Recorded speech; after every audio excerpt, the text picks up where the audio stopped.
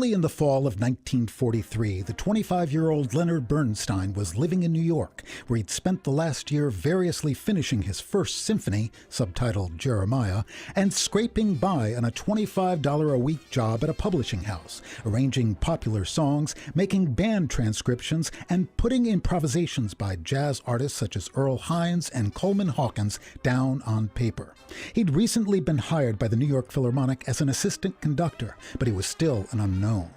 One evening, a young dancer and aspiring choreographer named Jerome Robbins appeared at the door of Bernstein's Carnegie Hall studio apartment. Robbins wanted to create a ballet about life in wartime New York and was looking for a composer who could write a score filled with popular dance music.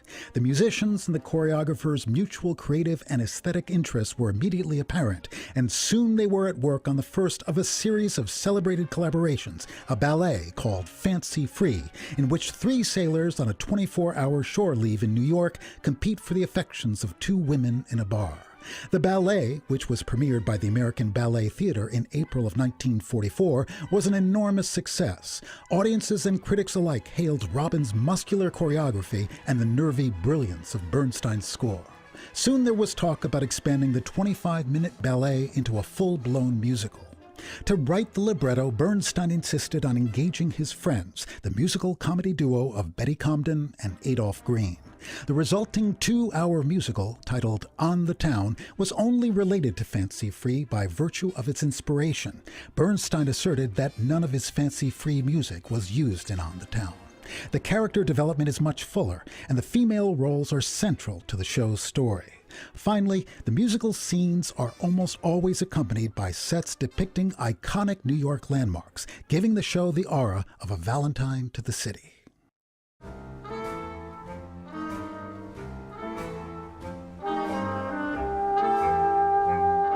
Although the effort to fund the project had gone well at first, it soon stalled. The collaborative group that had guided the show through its early stages of development needed to add someone to the team who both understood their vision and was so highly regarded that investors would be eager to get on board. They reached out to the acclaimed producer and director George Abbott, who had seen Fancy Free and also liked Comden and Green's script. Once Abbott agreed to direct the show, it was quickly oversubscribed. His reputation was so bankable that MGM made an unprecedented pre-production deal for the film rights.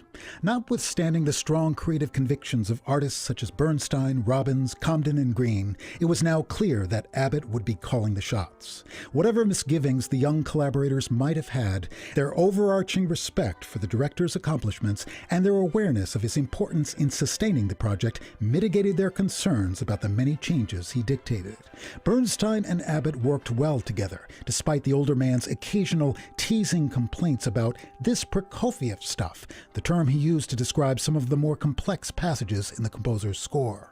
In fact, it was precisely this type of writing, as well as a lack of hit tunes, that prompted MGM to replace much of Bernstein's score with music by a staff arranger for their 1949 film version.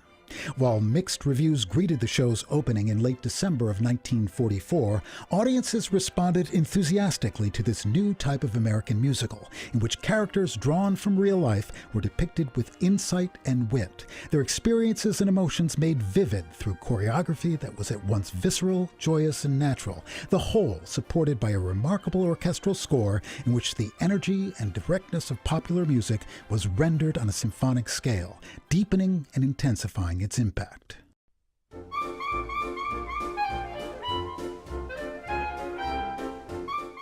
In retrospectively examining Bernstein's legacy as a composer, one may perceive a certain irony.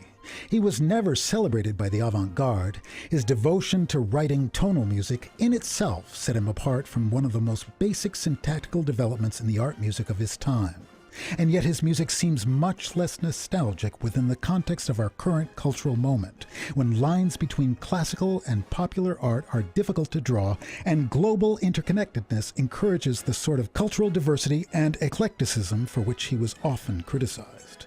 As an American musician who possessed an astonishingly wide range of talents, Bernstein often found himself confronted by two quite different cultural visions. was. The characteristic American enthusiasm that defined his conducting and gives his music its energy existed side by side with a reverence towards music that was conveyed to him by his mentors, Serge Koussevitzky and Fritz Reiner, who epitomized the musical authority of the old world. His passion for the works that comprise the symphonic canon only heightened his sense that the music he wrote, particularly for the stage, was somehow unworthy of high consideration. And yet great composers always find a way to transcend such concerns and return to the indefinable source that motivates them to create the art they wish. The musical language that gives expression to their creative voice is ultimately less important than what is being expressed. And the fact that Leonard Bernstein's music for On the Town sounds as vital as ever is a telling tribute to the power, quality, and sincerity of that inner call.